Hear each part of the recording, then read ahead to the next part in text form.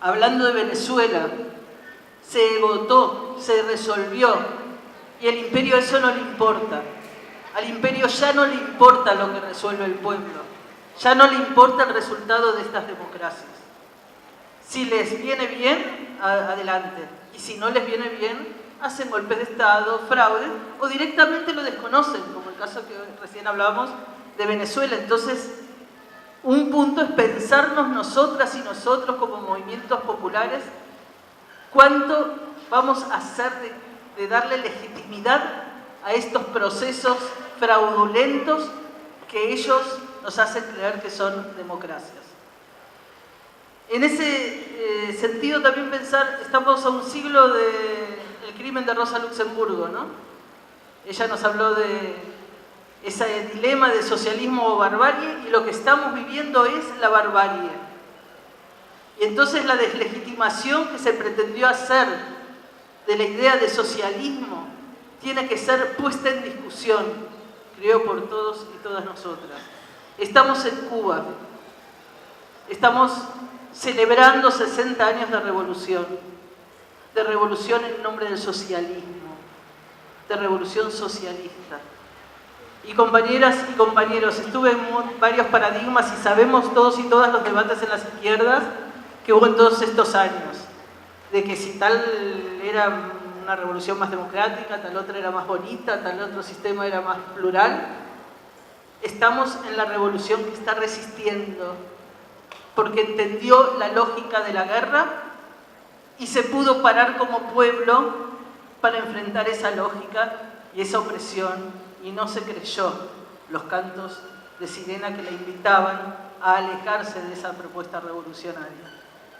Y no aceptó, y es parte de nuestros debates también, como hace un siglo, que en nombre de la democracia y del oportunismo votemos créditos de guerra, ¿no? Como hizo el Parlamento, la socialdemocracia en el Parlamento alemán, que comenzó votando los créditos para la guerra imperialista y terminó asesinando a Rosa Luxemburgo y abriendo el camino al fascismo. Parece viejo esa historia, pero no es vieja. Es nuestra memoria histórica. Hoy se hablaba de una pedagogía de la memoria. No olvidemos, compañeros y compañeras, que todas esas defecciones abrieron el camino al fascismo. Y creo que hoy, cuando nos preguntemos qué pasa con la derecha avanzando sobre nuestros países y en nuestro continente, no solo tenemos que mirar el poderío y cómo se reorganiza y revitaliza el militarismo, sino también cuánto de nuestras ideologías y de nuestras posiciones políticas favorecieron esos procesos. Y tenemos que poder ser autocríticas y autocríticos. Y tenemos que poder mirarnos de frente y discutir si algo no nos gusta. Y no podemos darnos el gusto de excluir a quien piensa un poquito distinto, si quiere y siente y vive el sueño de la revolución. Porque esas son también formas que hemos vivido en este siglo de revoluciones socialistas y de contrarrevoluciones. Tenemos que hablar también de cómo enfrentar esta militarización de la vida.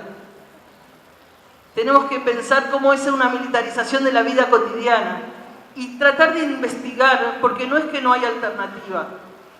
Es decir, claro que hay proyectos globales con los cuales habrá que enfrentarse y habrá momentos claves de ese enfrentamiento. Pero ¿cuáles son los territorios donde se está pudiendo parar de alguna manera, detener la violencia más cruel contra cuerpos y territorios? Hay que verlo. Hay que ver cuál es el lugar del control del territorio y la soberanía sobre el territorio por parte de las comunidades que han logrado frenar procesos de militarización o por lo menos los han contenido, y donde la destrucción no ha avanzado del mismo modo que en otras regiones del continente, por lo menos. Y pensar también en esa misma clave qué lugar tiene el movimiento de mujeres y el feminismo en la defensa del territorio cuerpo y del cuerpo de millones de mujeres y de disidencias sexuales que están diciendo que no a la violencia patriarcal, capitalista y colonial. Porque fueron en gran parte muchas de esas mujeres que salieron a las calles en Brasil a decirle que no a Bolsonaro antes de la elección, y que no nos vengan ahora a criminalizar porque dicen porque salieron las mujeres, ¿no? Como han dicho. Entonces la respuesta es que sube Bolsonaro, ¿no? Sube porque estamos en una guerra y el movimiento de mujeres está en las calles. Tenemos muchos problemas, tenemos muchos debates. Claro que hay intentos de incidir adentro de los feminismos, por supuesto. Quienes estamos en los feminismos lo sabemos porque lo estamos enfrentando.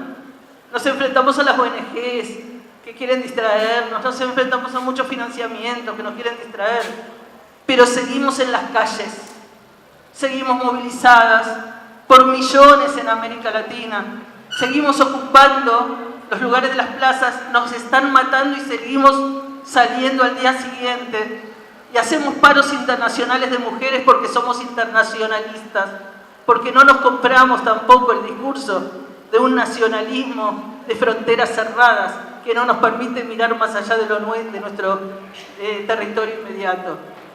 Entonces, finalmente, lo que estoy en el tiempo, ¿no? ¿Tengo? Bueno, no sé si... Pero quiero decir algo más en relación a los diálogos que se daban acá, o dos cosas más por lo menos. Una, se habló en distintos grupos de cuál es el sujeto de estos procesos. Un grupo dijo las trabajadoras, la clase trabajadora, otro grupo habló de las mujeres. Yo creo que sería muy importante recuperar el concepto de Fidel cuando hablaba del pueblo como sujeto de los procesos revolucionarios.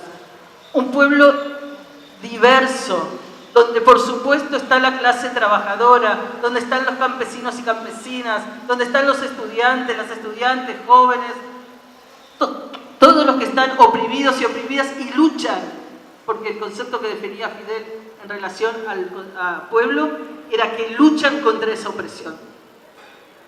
Pueblo organizado, luchando contra la opresión, pueblo luchando en unidad, por supuesto, sin dejar de saber que esa unidad parte de reconocer la diversidad, porque si no hay reconocimiento de la diversidad, no hay unidad posible. Hay imposición de un sector sobre otro y eso siempre es temporal. Y tomar también lo que significa, me parece en este momento en particular de nuestra América, la lucha contra la impunidad. Porque si pensamos en cómo desorganizar la violencia, también tenemos que pensar en esa clave. ¿Qué significa decir no a la impunidad? Y doy solo un ejemplo para ir concluyendo. Cuando en Argentina pudimos, a través de la lucha del movimiento de derechos humanos, de las organizaciones múltiples de defensa de los derechos humanos y del pueblo, tener más de 200 militares presos, 200 genocidas presos, nosotros decíamos que no se trata solamente de una cuestión de justicia, que es importante, ¿no?, de vez en cuando. Se trata, sobre todo, de que en nuestro continente hay una violencia histórica, colonial, que tiene más de 5 siglos, que arrasó con las comunidades y los pueblos.